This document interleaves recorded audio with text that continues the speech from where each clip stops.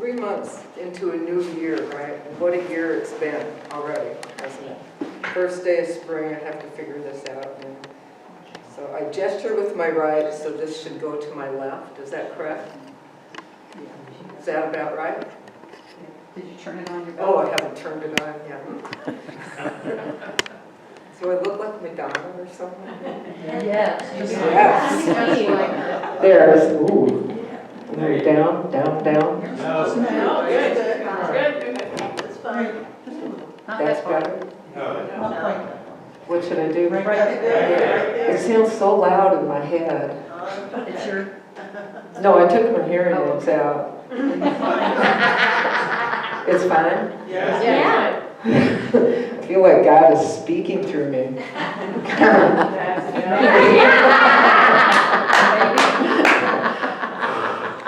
It's just so loud in my head. I can't turn it down at all. Bring it down, bring it down. All right. So some of you may have heard some of this a little bit before, because I take a topic and then I wrestle with it and I talk about it 2 or 3 times. And it changes every time. Some of it stays the same. So I've been wrestling with this since about the first of the year. And around that time, my knee really started giving out. And I was having difficulty walking. And I was taking some mild pain medication. And I wasn't back in school yet. We were still on winter break. So I kind of did this talk. And when I did it, I was like, I think this really kind of... I can't say that up here. So I think it wasn't as good as I was hopeful for it to be. And but there was some stuff with it. It started out as radical intuition. What does that mean? And how do we move through radical intuition? And then I decided that there really isn't anything called radical intuition. There is a book that was published in 2020 by a woman named Kim Chesney. And she walks through a whole series of how do you develop your radical intuition. And I really came to believe that we just have intuition. And that intuition can lead us to radical action. But they're really 2 different things. And to put it together just kind of was unsettling to me after I thought it was such a great idea to talk about. It turned out not to be. So... one of the things that gets me about it is that change is always happening, and it's not always easy. Change is rarely easy and often unexpected. And it's what do we do with that change when life happens to us? And so for me, I found out that, as many of you know, I've been clean and sober for well over half of my life. And I was put on some pain medication, and I took way less than what was prescribed, and it threw me for a loop. And I thought I was doing great. And I was making all these decisions and prepping my classes, and then on January 28th, I had a full knee replacement. And I'm 7 weeks into my recovery, and I'm doing excellent. There's no problem, right? I'm really... My surgeon has canceled all my post-ops. I don't see him again until August. You know, it's like I'm doing really well for 7 weeks out of surgery.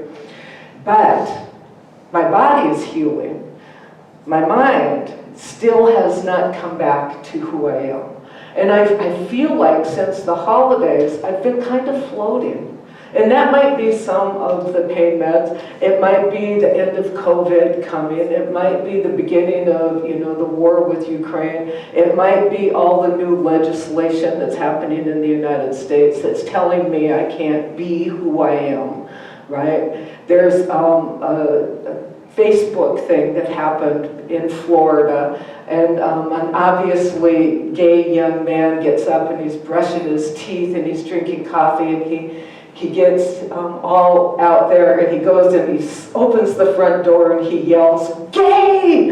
like that, and then he smiles and closes it, right? And it's like, absolutely, that's kind of how I feel. It's like, books are being banned. We're told we can't be who we are. Our freedoms, whatever your personal preference in politics are, feels threatened somehow. And I don't understand why that is. I just don't. And so these last 3 months of, from the holidays to now, have got me kind of baffled with all of that. Why are we in this place, in this great country of ours? Why are we here? And why are we so angry? And so many of us so sad and alone and not knowing exactly what to do next. And that's where we come here, because this is a tough topic for me, especially now. Following my own intuition is not a habit. And I like to control things. I'm an academic. I'm very, my classes from 8 to 8:50. I have office hours from 9 to noon, Monday and Wednesday, and other than that, make an appointment, right? I'm like very, very controlling in that way. And I have a lot of rules about that stuff. That's all learned behavior for me, because that was not who I was growing up. I didn't have rules and structure. So actually academia saved me. But I feel like it's put me to the other end of that spectrum after all these years in it. And I think I needed to take a little oxy to figure that out. I liked this kind of free-flowing thing. I was scheduled to speak with Bill Groves about a month ago, and I did not remember making that date with him. And I posted something, I think it was about the fire walk, and he said, I look so forward to seeing you tomorrow morning. And I was like, tomorrow morning? And I looked in my phone, no, it wasn't there. So I had to look up his newsletter to find out that, I was actually speaking in the morning on this topic. And that kind of stuff has been happening to me a lot lately. I say, I'll get back to Marie and let her know about something, and it's 3, 4, 5 days before I text her and go, sorry, sorry. And I know that this is not normally who I am, right? And I feel like in a way I'm coming back to myself, but still I don't know how much of myself I want to come back to after these last 2 years. I know that I have, spent a lot of time alone, too much time in my head, as many of us have. And there are people that I just don't want to see again. There are friends I had that I'm like, I think I'm not going to make time. And it's not like they're calling, beating down my door, but I'm not beating down theirs either. And so everything has changed in 2 years. For good and for some things that can cause, like I said, a little bit of distress. There's a joke that I saw on Twitter. This is often how I feel too, where a rabbit is in a bar drinking a beer, and the caption reads, a priest, a rabbit, and a minister walk into a bar, and the minister asks, what will you have? And the rabbit says, I don't know, I'm only here because of autocorrect. Right? That kind of explains my concept of action and intuition right now. But here I am, not sure why. So in truth, I've been in this existential crisis. And surgery threw me for a loop, like I said, prepping my classes. I went back after 2 weeks after surgery, and I had prepped my classes all the way through the end of the year and thought I was doing really well. And my students started emailing me, and they were like, Dr. Greysen, don't understand your directions. Dr. Greysen, when is the due date? Because it says Friday, but then it says March 3rd, and this was back in the middle of February. And I was like, don't worry about it. And then when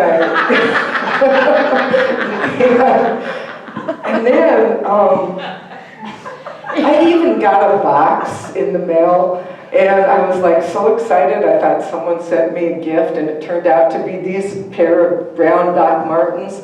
And I thought, who sent these to me? I ordered them and found out when I looked on my credit card.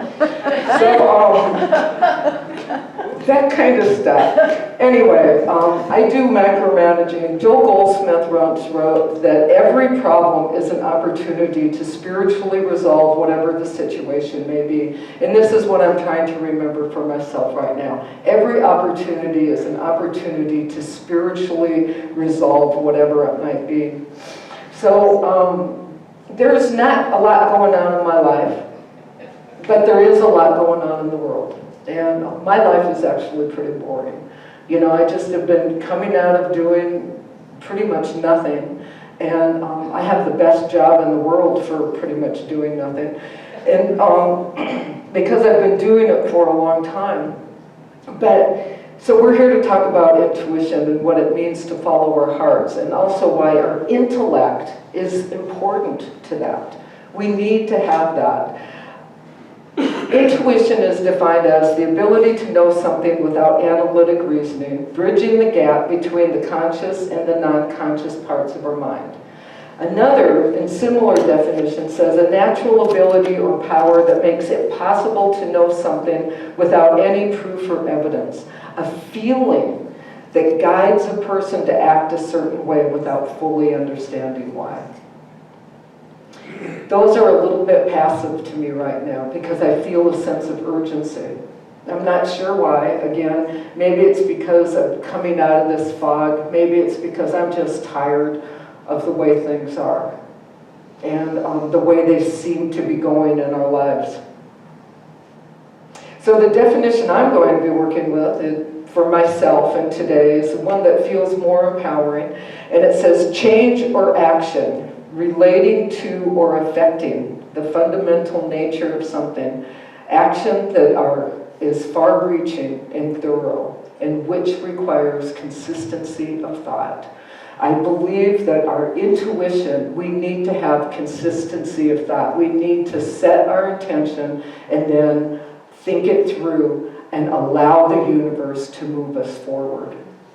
I think that we cannot wait in this spiritual program that we are in for that kind of passive motivation any longer. And I feel like we're at a crisis point where new thought and religion has to come together to move us forward, or we'll start seriously, I don't know, going back. I don't think we can go back, but I'm not sure I want to move forward into the direction that we're going into. So I know it's confusing. I know that what I've been saying, it all is kind of contradictory and a little bit depressive, but the point is that it all comes back to having faith. Everything comes back to having faith. And I would sing it, but I have Sweet Charity in the room, you know, and they might come up and sing it for me later. You gotta have faith. Little George Michael going on. That would be good, I think. So faith is based on our intuition, and it's not the other way around. Emily Cady says that faith doesn't depend on physical facts or on the evidence of the senses because it's born of intuition. Faith, or spirit of truth, is ever living at the center of our being. And so our faith is at the core of our intuition. And we all intuitively know that there's one power, there's one source of life. So in a sense, trusting your intuition is just simply having faith and trusting that the universe or God or your higher power is acting in your best interest as you're thinking things through. As you release control, but you still have to think things through in order to take that next step. Are you going to go out that door or that door? You're making a clear decision, and then you trust your intuition and take the step forward. Having faith that the universe will get your back. So as I said earlier, I'm all about controlling the outcome. And how do I trust my intuition and my own faith when I'm really one of those people that like to hold on to the reins of my intellect? I'm often abrupt when I'm doing that. This is how I know I'm too in my head. I'm abrupt. I am disregard of others. I worry. I worry about all those little things. I worry if people like me. I wonder if this is a good color. I worry if I'm not doing enough to help people in Ukraine. I worry about, my dead brothers and sisters. I just worry about everything. And that's when I know that I'm too into my head. And I should either take a long walk or a bath and just let go of the control and think, what would happen if I didn't try to control it? What might that outcome be? And still, though, that intellect is there. So that's how I do that, and I know that I do that. Sri Aurobindo in The Life Divine wrote that intuition is always an edge or ray or outleap of superior light. He stated that it has a fourfold power, and I like this a lot. Intuition, because intuition is action, and it has a fourfold power. A power of revelatory truth-seeing, a power of inspiration, a power of immediate seizing of significance, and a power of true and automatic discrimination in relation to the truth. It's action-oriented. If we must only have trust and have faith in who we are and our place in the universe. Ernest Holmes asserted that intuition is simply spirit knowing itself, and that our opinions are simply an estimate of reality. I like that too. To continue to paraphrase Holmes, we know by intuition that there is something beyond what we have so far consciously experienced in this world. Poets sing about it. Artists create it. Writers write about it, and ministers speak of it. Most simply, intuition is coming home to yourself and then stepping out on that limb, trusting that by simply making the decision and putting yourself into position that you will fly. And finally, it is as though those who have gone before us, experience a little bit of healing when we do the right thing. When we make something right, other people heal, not only us. And I think, personally, it's time to just stop thinking about ourselves and to start thinking of our larger communities and help everyone to heal. Marianne Williamson said something about that about 25 years ago in a newsletter that she wrote. And she said, it's time to get off our asses. We've been self-inputting long enough, and to take that information back out and heal others. And that's always stuck in my head. So now is the time. As they were singing this morning, now is the time for action. Now is the time to start making those steps as we step out of our homes and take our masks off, some of us, when we feel safe, and become who we're meant to be in the world. And we're meant to be channels of light. We're meant to be with others, and we're meant to help others heal. That's why we're here.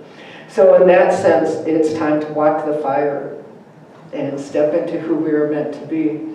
And I hope that we do see you later today. Many people walk the fire for many, many different reasons. Some people walk it to overcome something. Some feel, I can't even tell you. I know that the first time I walked the fire, I was so scared. And I know that since then, in my training as an instructor, they moved us through the training so fast we didn't have time to think. We had to trust our intuition. And this is the thing about when you go to stand at the fire, and I'll say this again later. You're standing there, the coals are 1,200 to 1,400 degrees, and you have to decide if this is for you. And there are cards that you will get. One will say, I walked on fire, I can do anything. And the other says, I trusted my intuition, I know who I am. Thank you.